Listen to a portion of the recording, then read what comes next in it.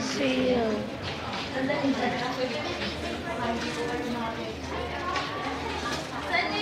Guys, kamusta kayong lahat? Ayun, so today I'm going to do a haul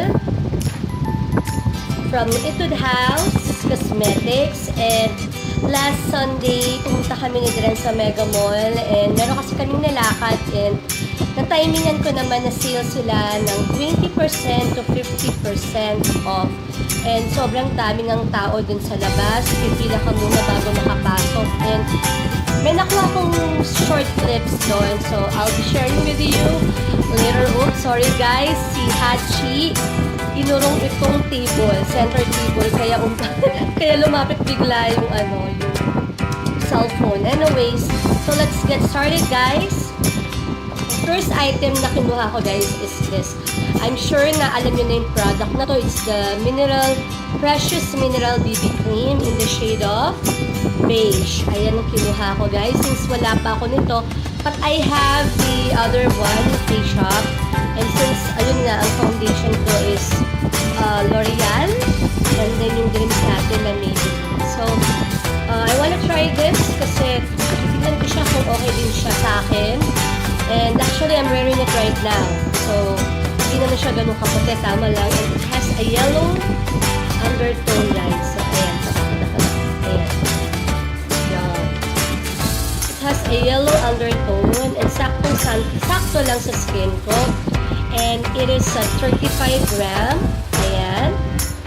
Then, sorry naman sa aking kuko at talagang natanggal na yung aking tawag siyan, nail polish. Yan, kakahugas ng plato. Ayun. So, ayan siya guys. So, nagawin ko siya ng review today din kasi since aalis din ako, and namaya sa final review, bibigay ko yung aking opinion about this product, if it's okay sa oily skin since oily ako, and kung okay din ba siya sa sensitive skin. So yun guys, so as of now naman nung in-apply ko siya, wala namang tacky feeling akong naramdaman, so thumbs up naman. Second item na binili ko is this. Ay, by the way, this one is 20% off pala, and this one is 20 rin. So, this is the Darling Tint. Yan, so it's red. So, ito yung kinuha ko na pangalawang items. And walang nakalagay na kung ilang gram siya. So, I'll be doing a separate review for this also. Okay, guys? And then, the third item sa binili ko, ito excited ako guys, kasi ito yung isa sa pinakabago nilang nilabas sa market. It is the Color in Liquid Lips. Yan, lip pala. Yes, lips. Ayun, so, kinuha kong shade ay pink since yung lip tint ay red na. So, ito, ang kanyang shade. Tan-tan-tan. Ang cute guys nung nung kanyang packaging. So, 20% off din to. So, pag binuksan mo siya guys, yan ang nakikita niya. Yan. Yung applicator niya guys, ayan. Mas maganda siya kasi malapad. Madaling i-apply. I'm wearing it right now. Ayan. So, it's a dark pink guys. And, yun nga lang guys, medyo messy lang yung applicator yan. And, yan mismo sa bottle. Messy rin siya. Pag kumukuha ka ng product, lumalabas din. So, sayang din. So, yun lang. Kailangan na-consume or magamit mo yung mga natatapon sa labas. So, yun guys. I-review ko rin today kasama ng BB cream. Kung okay din ba siya, kung hindi siya drying sa lips, kung of course, hindi ko rin naman expect yung longevity niya kasi hindi naman din nila kinlaim or hindi naman kinlaim ng product kung long-lasting siya, diba? Or kiss-proof.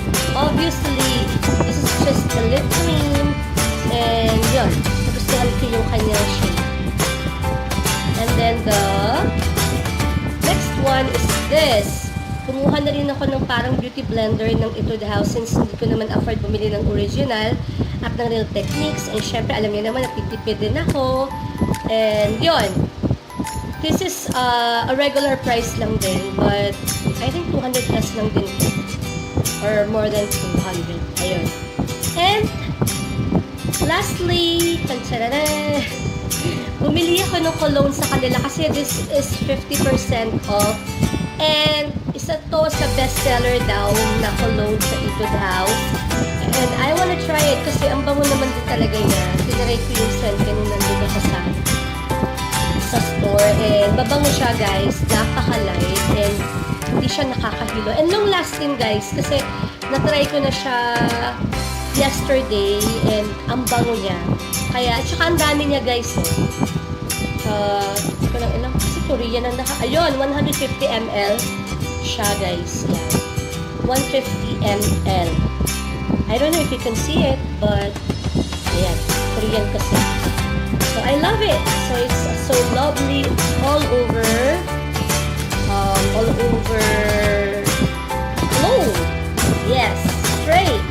And that's all guys. So later I'll be back para dun sa final review ko doon or final impression doon sa BB cream, Precious BB cream, and para dito sa ating lip cream ng Etude House. So yun guys, maraming salamat for watching.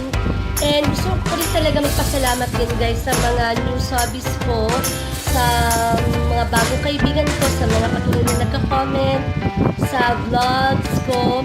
Maraming salamat po sa mga videos ko. And actually guys, ang dami ko pang naka-pending na vlog na hindi na ipapublish.